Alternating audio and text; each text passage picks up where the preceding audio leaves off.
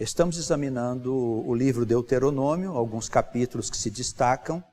Hoje nós vamos ler e interpretar algumas passagens do capítulo 6. Este capítulo tem como título: O fim da lei é obediência. Vamos ver aqui o que Moisés revelou ao povo e o que se pode aplicar nos nossos dias. Vamos acompanhar a leitura. Estes, pois, são os mandamentos, os estatutos e os juízos que mandou o Senhor vosso Deus para ensinar-vos, para que os cumprisseis na terra a que passais a possuir, para que temas ao Senhor teu Deus e guardes todos os seus estatutos e mandamentos que eu te ordeno, tu, teu filho, o filho do teu filho, todos os dias da tua vida, e que teus dias sejam prolongados. Ouve, pois, ó Israel, e atenta em os guardares, para que bem te suceda e muito te multipliques, como te disse o Senhor Deus de teus pais, na terra que mana leite e mel. Nesta introdução, nós vemos aqui Moisés voltar a repetir aquele conceito de que Deus teria revelado mandamentos, estatutos e juízos, que teria como finalidade de serem guardados e observados pelo povo.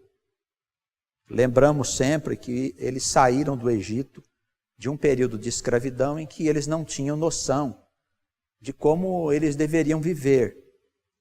E Deus revelou a Moisés os mandamentos divinos, assim como um corpo de regras para que as pessoas pudessem saber como viver nas muitas circunstâncias da experiência diária, para aquela terra para onde eles iriam ser levados. Essa terra que é a imagem, a figura da futura terra prometida, ou seja, a nova Jerusalém, que mais tarde seria conhecido dos profetas. O novo mundo, a nova humanidade que todos nós esperamos. Vemos que também nessa introdução há uma orientação de Moisés para que os mandamentos possam ser guardados não só no sentido individual, mas também no sentido familiar. Não só para a geração presente, mas para as gerações que vão vir depois daquele que começou a observar o mandamento. Por isso ele diz, esta ordenação de regras é para tu, para teu filho e o filho do teu filho. Não é para ser vivido num período, num determinado momento ou tempo da vida daquela pessoa, daquele que é chamado, mas para serem observados todos os dias. Nós vemos que o compromisso que é estabelecido com Deus é um compromisso perene, é um compromisso que está estabelecido desde o começo de todas as coisas. Quando Deus começou a dar origem a esta família, né, a família divina que deu origem ao povo escolhido e que tomou forma depois da vida e da experiência de Abraão com Deus. Os dias, se forem observados, as regras, os mandamentos, eles serão dias prolongados. Qual é o prêmio que Deus dá para o homem? Uma vida dilatada sobre a face da terra, uma vida dilatada que alcança os seus filhos e os filhos dos seus filhos. Deus abençoa aquele que anda nos seus caminhos. E esta bênção é real, é verdadeira, não é só uma metáfora, uma suposição, um consolo de pensamento, não, é algo real. Quer dizer, tudo que você for fazer, prosperará, dará certo, você conseguirá ser bem-sucedido nas coisas que você for realizar. Não só você, mas também o seu filho e também os seus netos. É uma bênção que se espalha dentro da sua família, contaminando todos os irmãos, todos aqueles que estão envolvidos nesta mesma bênção. É um Deus, pois, vivo. É um Deus que opera mesmo no dia a dia, na experiência da alma. Não é só uma suposição ou uma coisa para o futuro. No verso 3, ele repete aquele chamado que nós já comentamos com os irmãos, ouve Israel, é o Shema Israel.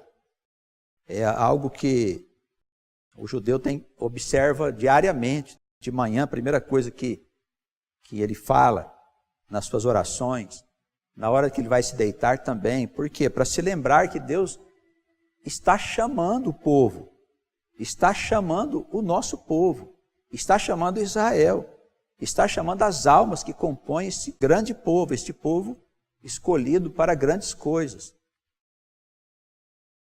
Ouve, percebe, não dê ouvidos ao outro espírito. Preste atenção no que eu estou falando, nas coisas que estão sendo reveladas, que foram reveladas depois ao longo de toda a história. Irmãos, se nós não concebermos a existência eterna da alma, assim como o seu trânsito pela história, através das vidas que se sucedem, então nada tem sentido.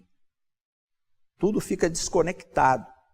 Se, no entanto, nós entendemos a história das Escrituras como a história desse povo que nasce, vive, trabalha, cria, erra, acerta, se arrepende, morre, nasce novamente, então tudo assume um sentido lógico. E Deus vai revelando a este povo, dizendo sempre a eles, ouve, porque eu quero revelar mais coisas, eu quero dizer mais coisas a vocês, ao povo escolhido. Nós temos falado também que Israel é o único povo com quem Deus falou, não falou com ninguém mais. Ele falou com o povo de Israel e disse, olha, eu tenho estatutos, eu tenho regras, eu tenho juízos que vou apresentar a vocês para que vocês possam guardá-los como um tesouro precioso. Algo que deve ser comentado todos os dias na tua casa. Infelizmente, nós vivemos muito como gentios. Nós que somos o povo de Deus, tínhamos que ser um povo separado do mundo, dos costumes do mundo. Mas estamos altamente contaminados com o espírito que predomina no mundo ocidental. Então, facilmente somos arrastados para a vida comum a todas as pessoas. Há dias que nem falamos no nosso Deus dentro da nossa casa. Oramos todos os dias, lemos as Escrituras todos os dias. Essa é uma pergunta que nós precisamos nos fazer para saber se nós estamos andando mesmo no caminho do Senhor ou se nós estamos apenas participando da comunidade, sem maiores consequências. Porque se assim for, não estará sobre nós a bênção de Deus, mas a sua maldição. E do mesmo modo que a bênção passa de geração em geração, também a maldição. O Senhor disse que Ele amaldiçoa as gerações daqueles que não andam segundo as suas instruções, segundo os seus mandamentos, segundo os seus juízos. Aqueles que conspiram contra o Senhor, as suas gerações serão amaldiçoadas e serão desarraigadas. Por que desarraigadas? Serão arrancadas, como se arranca uma árvore até a mais profunda raiz. Serão desarraigados da face da terra no juízo. Estas coisas reveladas são gravíssimas e nós precisamos perceber a profundidade dos ensinamentos. Uma vez que assumimos a nossa eternidade, nós precisamos saber agora o que fazer dela. Porque descobrimos que somos uma coisa que nós não sabíamos. Nós somos eternos. Nós não nascemos no ventre de mãe. Nascemos quando Deus criou todo o universo. As almas foram criadas junto com o universo há muito tempo. E a nossa história é tão antiga quanto a história da própria criação. Nós somos os seres habitantes desta criação, seres inteligentes, dotados dos dons de Deus, dos dons divinos. Habitamos a criação para cumprir o grande plano de Deus para esta civilização neste lugar. Assim como em outros lugares, ele tem outras civilizações que cumprem também o seu mesmo projeto, o seu mesmo propósito. Nós estamos diante da eternidade, estamos diante de algo que estende a nossa vida ao infinito. E o nosso passado, então, é compreendido desde os tempos em que nós andávamos em trevas e agora, pela graça de Deus, temos recebido a luz. Ouve, pois, Israel, e atenta, e preocupa-te em guardar os mandamentos, as regras, os estatutos, para que bem te suceda, para que as coisas possam ir bem, e muito te multipliques, como te disse o Senhor teu Deus, teu Pai, na terra que mana leite e mel, e assim será no mundo novo. Versículo 4. O primeiro e grande mandamento que foi revelado por Deus. Ouve, Israel, o Senhor, nosso Deus, é o único Senhor. Amarás, pois, o Senhor teu Deus de todo o teu coração, de toda a tua alma e de todas as tuas forças. Seria estranho que se esse fosse mesmo um mandamento que não fosse para nós. Se nós não somos Israel, eu sinto muito, mas esse mandamento que não foi dito para os cristãos. Não está escrito aqui, ouça cristãos, o Senhor nosso Deus é o único Senhor. Não está escrito isso aqui, está escrito aqui, ouve Israel. Eu posso pegar e eu também posso ouvir, tá? Mas você está pegando uma carona na história. Esta palavra não foi dirigida a um povo estranho, foi dirigida a Israel. Se nós não entendermos que os cristãos, na verdade, são as almas daquele povo, do mesmo povo, que se espalharam no mundo através da diáspora, e que tudo é uma grande nação, então a palavra não serve para o cristão. Essa palavra aqui especialmente é dirigida a Israel, ou não. Ou eu posso fazer o que eu quero do sentido literal? Não posso. Eu posso interpretar espiritualmente qualquer passagem. Eu posso até criar uma alegoria aqui para poder interpretar a passagem. Mas se a gente quiser andar com segurança nas interpretações, nós não podemos fugir do sentido literal. Aí nós entramos no mundo da fantasia. Então, o primeiro mandamento é esse: ouve Israel, o Senhor nosso Deus é o único Senhor, o Senhor nosso Deus. Então nós somos Israel. Não é porque nós somos cristãos, não, é porque nós somos mesmo o povo de Deus. Um grupo de almas que transita pela história desse mundo para cumprir uma missão definida pelo Criador. Não somos diferentes das demais almas, a não ser pelo fato de que Ele nos chamou e falou conosco e determinou coisas que nós teríamos que fazer. É isso. Isso caracteriza o povo de Deus, para não dizer que nós somos diferentes dos demais. Aliás, se os demais quiserem entrar, fiquem à vontade, a porta da casa do Senhor está aberta para todo mundo. Que sejam filhos de Abraão também. Enquanto isso não acontece, nós, que dizemos ser o povo de Deus, precisamos andar nesses caminhos. Jesus, em Marcos, capítulo 12, versículo 29, falou exatamente isso aqui, quando lhe perguntaram qual era o maior mandamento. Ele disse exatamente isso. Ouve Israel, o Senhor nosso Deus é o único Senhor.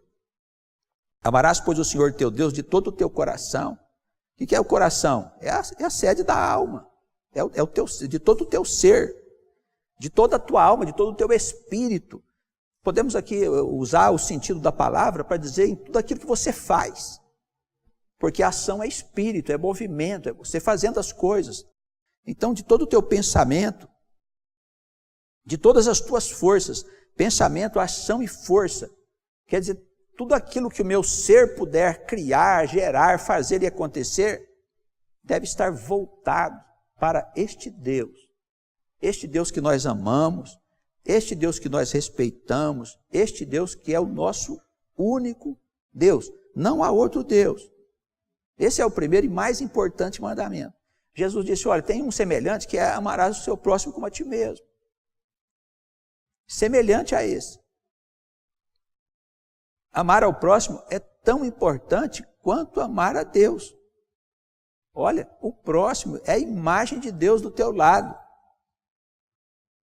E o Senhor disse, as leis, as demais leis que foram ensinadas, todas as demais leis, inclusive as leis civis do Antigo Testamento, todas as demais leis e mandamentos dependem desta lei maior, que é colocar Deus acima de todas as coisas. Princípio da sabedoria, temor a Deus, respeito ao nosso Deus, ciência de que Ele é o único Deus, e ponto. Daí as demais leis são estabelecidas por causa dessa lei maior. Essas palavras que hoje te ordeno estarão no teu coração. Isso aqui é um compromisso que nós temos com este Deus. É um compromisso, nós não podemos abrir mão disso, irmãos. É diferente de eu ir na igreja e pedir ajuda para o pastor para poder resolver meus problemas pessoais. Isso não tem nada a ver com Deus de Israel. Eu acho até estranho, parece que há um outro Deus. A impressão que a gente tem é que dentro dessas igrejas evangélicas que tratam de prosperidade, ali está um outro Deus. Não pode ser o Deus de Israel. Não pode ser, é diferente. Porque ele está assumindo que nós temos um compromisso com ele. Ele está dizendo, olha, isso é para vocês guardarem no seu coração. Eu estou ordenando a vocês. Ordenando a vocês. Vocês vão ensinar esses mandamentos, estas regras, esses juízos aos teus filhos, e delas falarás assentado na tua casa, andando pelo caminho, quer dizer, nas ruas, deitando-te e levantando-te. Também as atarás por sinal da tua mão. Na mão, não precisa pôr nada na mão, é no que você vai fazer. Tá bom, se você quer colocar na tua mão, põe, não tem problema nenhum. Te serão por frontais entre os olhos. Não tem necessidade de colocar a lei entre os olhos, como fazem alguns irmãos nossos, judeus. Não tem necessidade. Mas enfim, quer colocar, coloque. Se isso faz um bem para você, fique à vontade. Mas o que é frontal? É no meu pensamento. No que eu faço, no que eu penso. Esse Deus precisa estar vivo dentro de mim a todo instante, irmãos. Imagina que nós temos uma empresa, vamos trabalhar ali, tudo que vamos fazer, produzir, nós temos que pensar neste Deus. Hoje é comum as pessoas agirem com desonestidade na atividade profissional e dizer que assim todo mundo faz. Como é que é? Todo mundo faz assim. Mas eu não posso fazer assim. Eu sou um homem de Deus. Eu preciso estar sempre escaneando meus pensamentos, as coisas que eu estou fazendo, para saber se eu estou conforme a vontade deste Deus aqui. Senão, eu corro um risco enorme. Há um outro espírito no mundo que quer me enganar. É o diabo. Ele quer nos prejudicar. O compromisso, pois, deve ser passado aos nossos filhos. Nós devemos falar todo instante deste Deus, assentado em casa, andando pelo caminho, quando nós vamos deitar, quando nós nos levantamos. Ele será por sinal na nossa mão, no que nós fizermos, será por frontal entre os nossos olhos, em tudo o que pensarmos. Escreverás nos umbrais da tua casa e nas tuas portas. Quer dizer, a sua casa precisa ser presidida por este Deus, pelas regras, pelos estatutos, pelos juízos. Quer colocar a lei no frontal, lá na portal da tua casa? Coloca também, não tem problema nenhum. Quer fazer lá uma fita com os 10 mandamentos? Põe lá na lei, não tem problema nenhum. Faça assim, se isso te faz bem. Se isso te faz lembrar dos mandamentos do Senhor, das regras, pode fazer. Qualquer coisa serve para lembrar a alma dos compromissos que ela tem com Deus.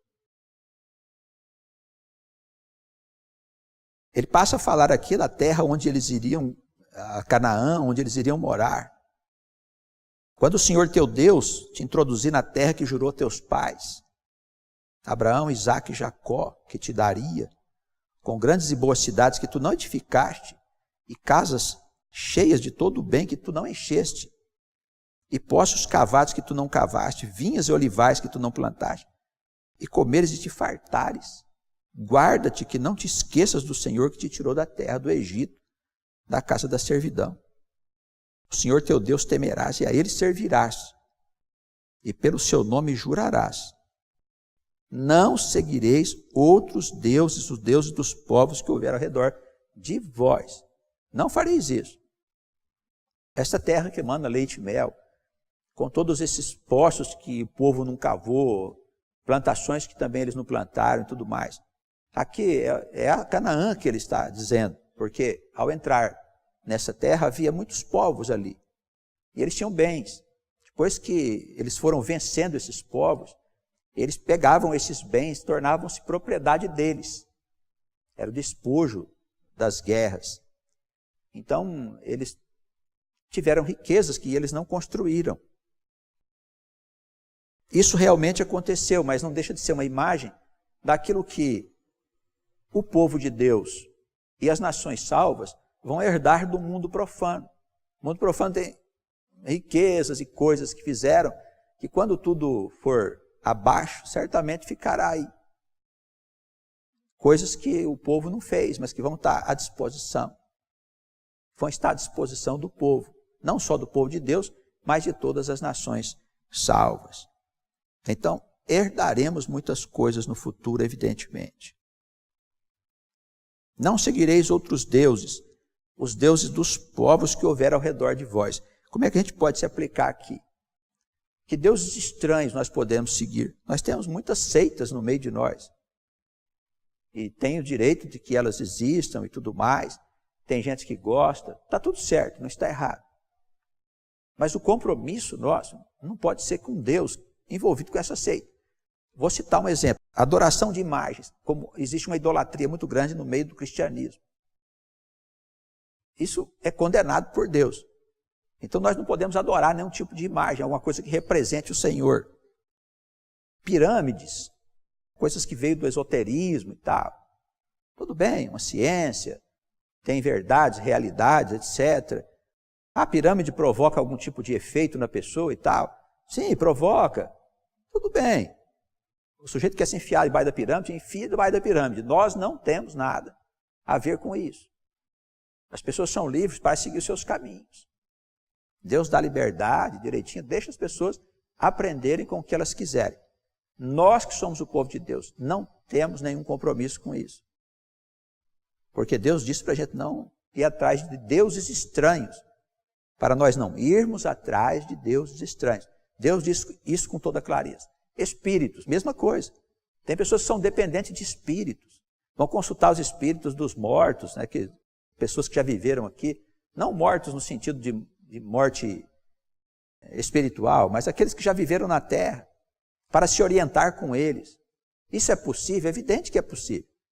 Você pode chamar um espírito lá para poder se orientar com ele e tudo mais.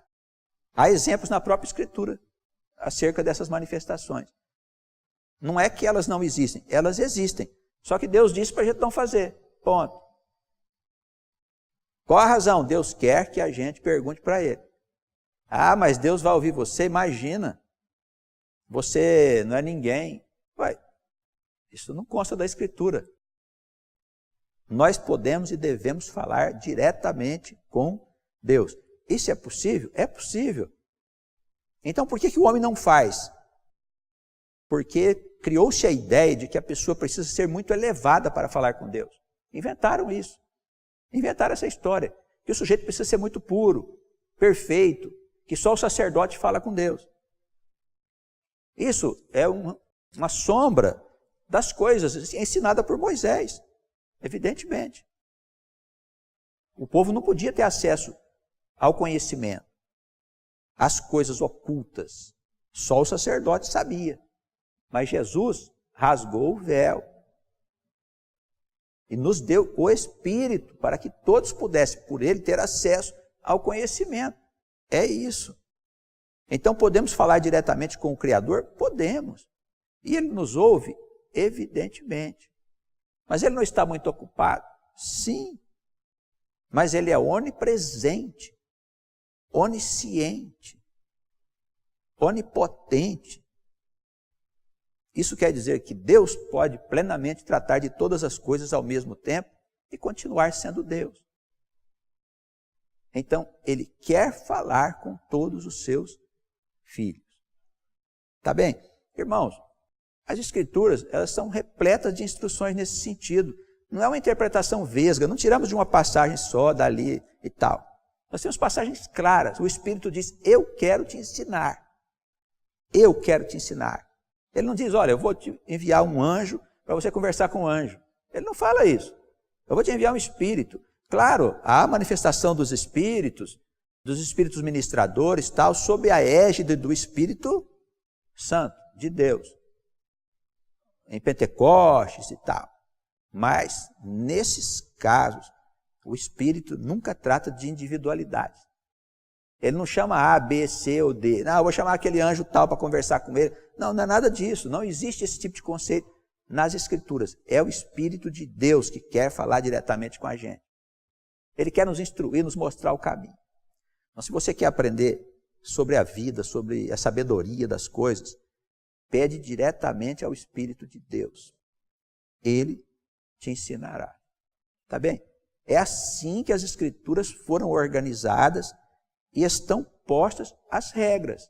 Se nós somos o povo de Deus, estas são as nossas regras. Ah, mas e as regras dos outros lá, dos espíritas? Amém. Siga o seu caminho. Ah, estão errados. Nós não estamos aqui para julgar ninguém, irmãos. O que sabemos é que Deus faz tudo. E tudo é útil. Todas as coisas cooperam para o bem. Todas as coisas. Eu não consigo ver hoje de uma outra forma. Então, todo mundo está no caminho. Mas nós que somos o povo de Deus, temos um compromisso com este Deus. Esse compromisso está muito claro. Ah, para mim não serve, é muito complicado e tal. Segue seu caminho. Mas se você sente que pertence a este povo, então nós temos o que conversar. E muito. Não seguireis, pois, outros deuses, porque o Senhor teu Deus é um Deus zeloso no meio de ti. Olha só, irmãos, acabamos de falar. É um Deus zeloso no meio de ti. No meio de ti, não é lá no céu. Ah, está no céu, no trono. Não, é um Espírito que está no meio de nós.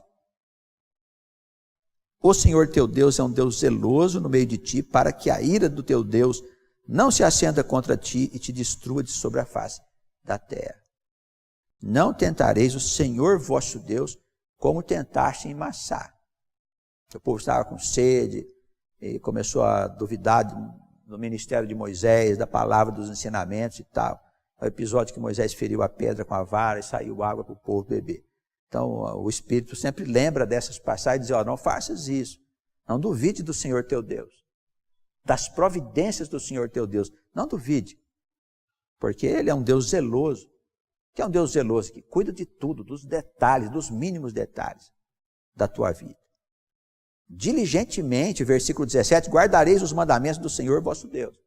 Irmãos, o que é diligentemente? É cuidadosamente.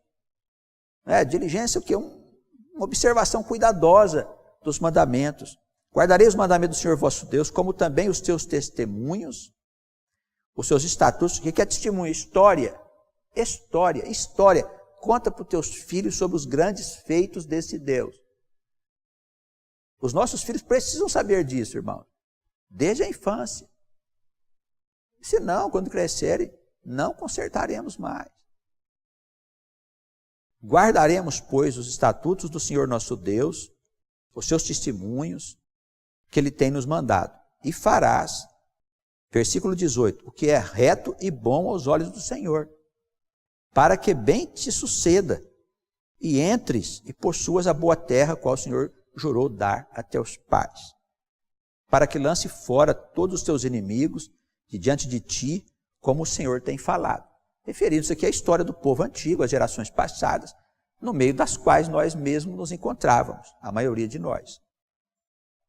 Quando o teu filho te perguntar no futuro, dizendo, o que significam os testemunhos, estatutos e juízos que o Senhor nosso Deus vos ordenou? Então dirás para o teu filho, éramos servos de Faraó no Egito, porém o Senhor com mão forte nos tirou de lá. E o Senhor aos nossos olhos fez sinais e maravilhas grandes e terríveis contra o Egito, contra Faraó e toda a sua casa. E dali nos tirou para nos levar e nos dar a terra que jurara aos nossos pais. E o Senhor nos ordenou que cumpríssemos todos esses estatutos, que temêssemos ao Senhor nosso Deus para o nosso perpétuo bem. Então não é para um bem passageiro, é para o nosso eterno bem. Lá de trás ele já está estabelecendo as regras para que a alma tenha referência de como deve viver a sua experiência existencial. Seja no meio do povo, seja depois lançado nas nações distantes para poder cumprir tarefas e missões conforme Deus determina, tendo em vista o progresso dessa humanidade, nos muitos campos da vida, não só no campo da religião, mas sobretudo em outros campos, para o progresso geral do mundo, da ciência e de todas as coisas. Importante, irmãos, trazendo aqui para o nosso tempo, saber que o Senhor nos livrou da escravidão do pecado, traçando um paralelo entre o passado e o presente. Estávamos até bem pouco tempo escravizados pelos conceitos do mundo, e o Senhor nos livrou enviando a Jesus Cristo para que nós tivéssemos os nossos pecados e transgressões perdoados, e Ele nos propusesse então uma nova vida no caminho do bem e da felicidade. O amor misericordioso de Deus se derrama sobre nós. Misericordioso, porque não merecíamos esta bênção do Senhor. Mas mesmo assim, Ele nos amou, estando nós em transgressões e pecados. Teremos que arrumar alguma coisa que fizemos no passado em face dos nossos muitos pecados e transgressões. Algumas pessoas fizeram coisas tão brutais e terríveis, o Senhor determina que sejam corrigidas no futuro certas ações que a alma fez, trouxe grande prejuízo para o povo ou para alguma pessoa. Mas, como regra geral, o perdão do Senhor, ele intercede no âmago da lei, que determina as consequências das ações, vendo a nossa sinceridade e arrependimento, Ele intercede e impede que o pecado produza em nós o sofrimento para a correção. Quando há sofrimento para a correção é porque isso é necessário. A alma ainda não está madura o suficiente para entender o que significa arrependimento e retomada do caminho.